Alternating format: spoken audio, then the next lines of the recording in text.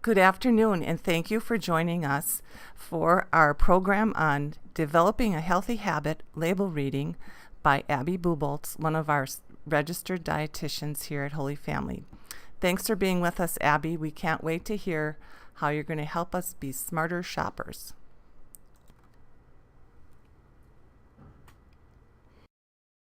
So we're going to talk about labels today, and sometimes labels can be overwhelming. When we take a look at a label, it's hard to know what we should look for or what we should not look for. But today we're going to talk about the benefits of using a food label. So the first benefit is actually using it as a tool for comparison. We can take a food and look at the label, but it's hard to know if that food is a good choice or a poor choice. However, when we compare two food labels, let's say for instance two yogurt labels or two labels for different types of bread, we can see if there's a difference between them, and that can help shed some light on if it's a good option or not. We're going to talk about what to look for with specific foods, but remember that using it as a tool comparison can be a great place to start. And the foods that you want to compare are going to be those staples that you eat on a daily basis or on a weekly basis. Those foods that you eat most often are going to have the biggest impact on your health. So first of all, we use food labels for comparison. We also look at food labels, and we usually have one of two things that we're looking for. We're usually looking for certain nutrients to avoid. This may be something like sodium, or for those that are diabetic, it might be limiting sugars or carbohydrates. And then for others of us, we may be looking for nutrients to increase. This may be something like calcium, or maybe we're looking to increase our iron or our protein, for example. When we look at the nutrients to avoid and the nutrients to increase, it might be different depending on what your needs are. That's the other thing to remember, is that no food is perfect for everyone, because you might have specific restrictions from your physician, or you may have specific areas that you know you may need to work on or get more of. So it's really going to vary based on what your needs are too. So keep that in mind as we talk through today.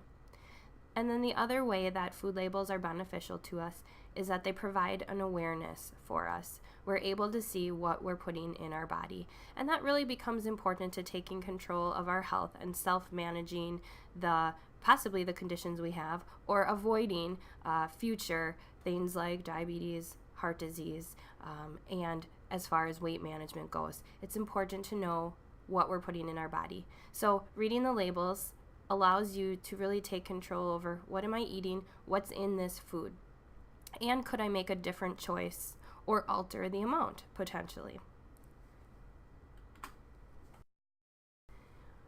When we first look at labels, my question is always, what's the first thing that you look for? The answer for all of you might be a little bit different, but I recommend starting with serving size. Serving size can vary a lot depending on the type of food. It can vary in a category of foods. So take cereals, for example. The serving size of granola is going to be much different than the serving size of Cheerios. So it really differs depending on the type of food that you're eating, and then within that type of food, the actual different brands or different categories. So one of the main offenders when it comes to deceiving us a little bit with serving size is beverages, and it's really important that we pay attention to what that serving size is. For example, if you have a 20-ounce bottle of lemonade, usually we'd think that's one serving, but oftentimes that's 2 and sometimes 2.5 servings, which means you have to multiply all of those things in that beverage by 2 or 2.5, which can really add up quite a bit. So it's important that we pay attention to that serving size. It's also important with snack type foods. When it comes to chips or pretzels or crackers, the serving size can vary quite a lot. Take for instance Wheat Thins and Triscuits. A serving size of Triscuits is about 6. A serving size of Wheat Thins is usually somewhere around 12 to 16. So it really can vary depending on the food. So taking a look at that serving size sets the tone for, do I need to multiply if I'm eating this whole serving? Or is a serving more than what I thought it might be? So it's important to pay attention to this. And this is really one of the first places to look when you check a food label.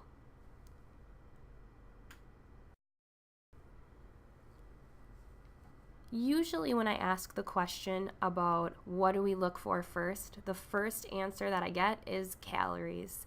The reason for this is because for most of us, calories make sense. We know what a lot of calories is and what maybe a little bit of calories is. And so we have a framework for what's a lot and what's a little bit, as opposed to some of the other nutrients that might be a little more confusing for us. So oftentimes our first thought is calories. And calories can be important to give us an idea of if this food has a big impact on our day or not. But the question to ask yourself is, what is making up those calories?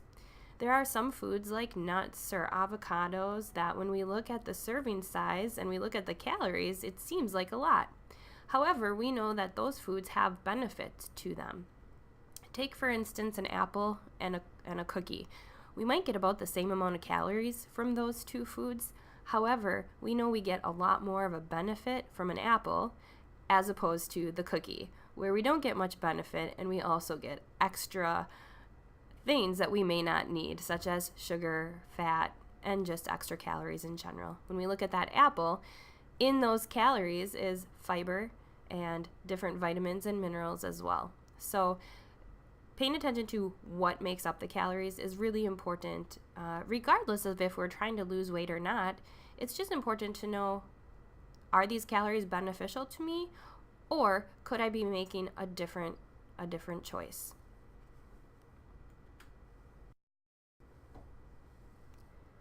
We talked previously about some nutrients that we may want to increase. So when we look at the food label, if we look all the way towards the bottom, as you can see here, it's circled.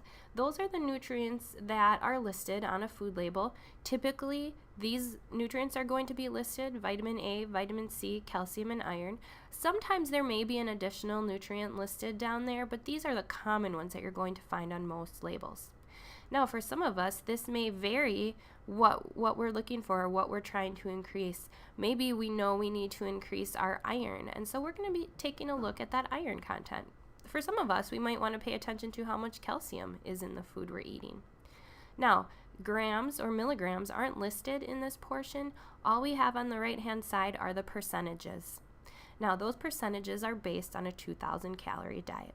So you may be saying, well, I don't eat 2,000 calories. I know I need more, or I know I need less than 2,000 calories. So that number is irrelevant for me. Now, it may not be a specific number for you, but we have general guidelines that let us know what is a lot and what is a little. So if a nutrient is more than 20%, then typically we'd consider that a good source of that item. If it's less than 5%, we wouldn't consider that a necessarily high source or good source of that nutrient. So when we look at this sample, this food has 20% calcium, so that would be a pretty good source of calcium.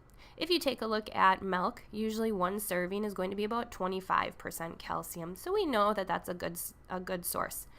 We usually know that already, but it gives you a little bit of a framework.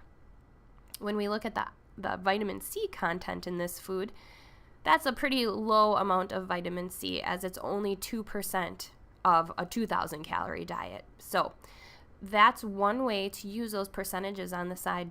As you look up on the side, you can also see that, for example, sodium, it's 20%, which means it's high in sodium.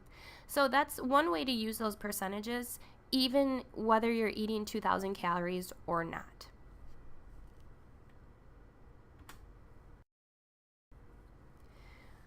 When we talk about the nutrients that we want to limit, one of the nutrients that we do want to limit is sodium.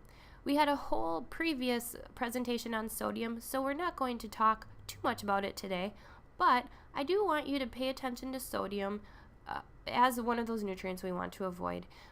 The general recommendation for sodium for those that are healthy without heart disease or high blood pressure is less than 2,300 milligrams per day. For those with cardiovascular disease or high blood pressure, the recommendations are a little bit more aggressive at 1,500 milligrams per day.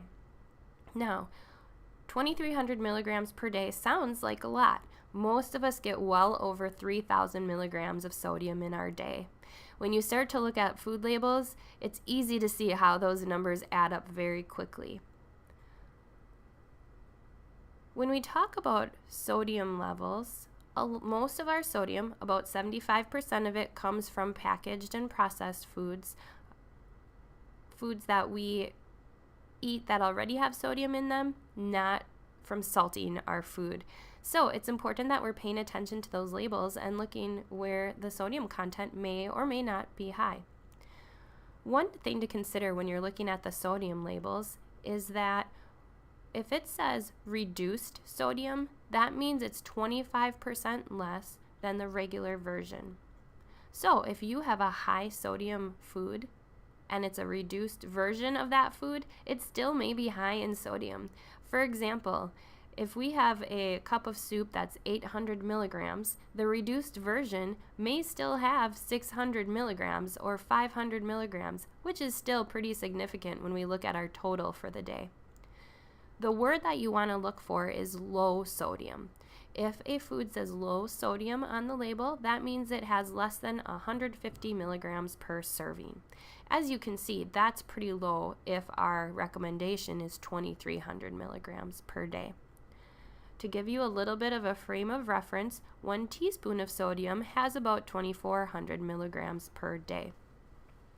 That's also the same for sea salt. Whether it's regular or sea salt, it will have about 2,300 milligrams. That's your whole day in that 1 teaspoon. So just something to keep in mind as we're paying attention to some of those nutrients that we may want to limit.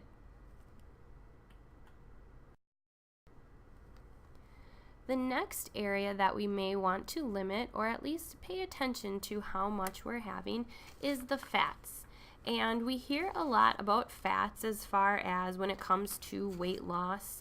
And the reason that we hear a lot about fats is that fats have a big impact on what goes on as far as our calorie amount. So fats have 9 calories per gram, which is twice as much as carbohydrates and protein. So fats are important for our health. We need them for our body to function. However, oftentimes we get too much fat and therefore our calories sometimes sneak up. So when it comes to fat, we also know that there's a range of fats. There's what we consider the healthy fats and those that we consider the unhealthy fats. The healthy fats are going to be the mono and polyunsaturated fats. Those are things found in oils, nuts, seeds, avocados, olives. They still have the same amount of calories as something like butter or cream cheese. However, they're a healthier version that we know are good for our heart health and do not have as much of an impact on our cholesterol levels. Those are the fats that we want to do more of. When it comes to the fats that we want to pay attention to as far as the amount are the saturated fats. Saturated fats mostly come from animal products, such as our dairy products or our meats. They are also found in cheeses, and saturated fats are found in a lot of our packaged or processed foods. With saturated fats, we want to limit it to less than 3 grams of saturated fat in a serving. That's kind of a general guideline to make sure that we're not getting too much in our day. And then on the far end of the spectrum is trans fats. Trans fats, the recommendation is that we limit it to 0 grams of trans fat. However, this can be a little bit deceiving on labels, as labels can say 0 grams of trans fat and have up to half a gram. So the way to know that a food has trans fat is by the ingredient list. On the ingredient list, it will say hydrogenated oil or partially hydrogenated oil if it has trans fat in it.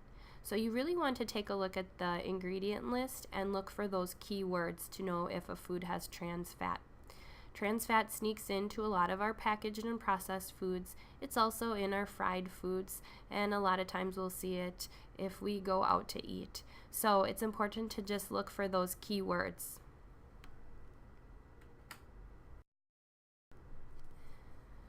The next area that we're looking at is carbohydrates. And carbohydrates are the one that sometimes gets a bad rap, but the reason for that is oftentimes our carbohydrates are the things that we do too much of in the way of portions. Think about pasta, crackers, cereal, potatoes, some of those things that are so easy to do a lot of. So with carbohydrates, it's important to pay attention to what kind of carbohydrates we're getting. Again, what's making up those carbohydrates. So under the umbrella of carbohydrates is, first of all, sugar. So sugar is a type of carbohydrate. We want to limit our sugar, especially the added sugars.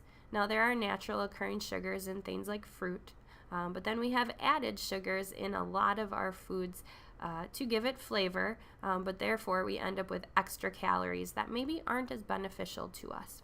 So with sugars, we want to just pay attention to how much sugar is in some of the foods that we eat. Then we want to pay attention to the fiber. Fiber is also a type of carbohydrate. We want to make sure we're getting enough fiber, as fiber helps keep us full and it helps keep things moving in our GI tract. When we're looking for whole grain products or whole grain foods, one of the tip-offs that a food is a whole grain is if it has a good amount of fiber content. One of the ways to know that is, for example, a piece of bread. If you look at the fiber and it has 2, 3, or 4 grams of fiber per serving, you can be a little bit more confident that's a whole grain. The other way to know that a bread is a whole grain is to take a look at the ingredient list. We want the first ingredient to be whole grain or whole wheat. You want that word whole to be in there right as the very first ingredient. Then you know that you can be pretty confident that it's a whole grain. Bread type products can be a little bit deceiving because sometimes they have oats sprinkled on the top and they say things like multi-grain and they sound like they may be beneficial to us. Oftentimes they're more similar to a white bread when we start to look at the fiber content and what that first ingredient is. So paying attention to the ingredient list and the fiber content can help us determine if our grains are whole.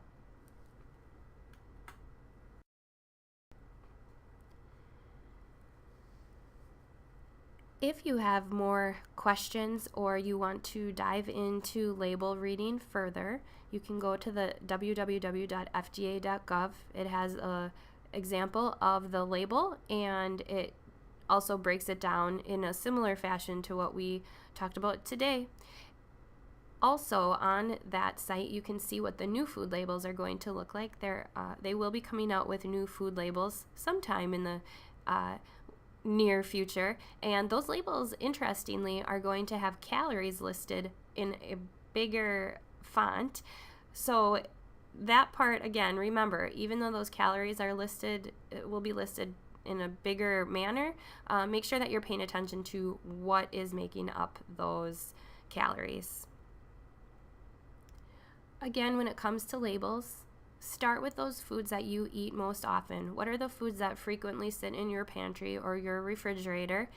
Take a look at them and see, okay, is there something I could do less of? Or is there an alternative that I could find for this product? Maybe there is. So take a look at the foods you do frequently and just start to learn what's in the foods that you're eating. Thank you again for listening today.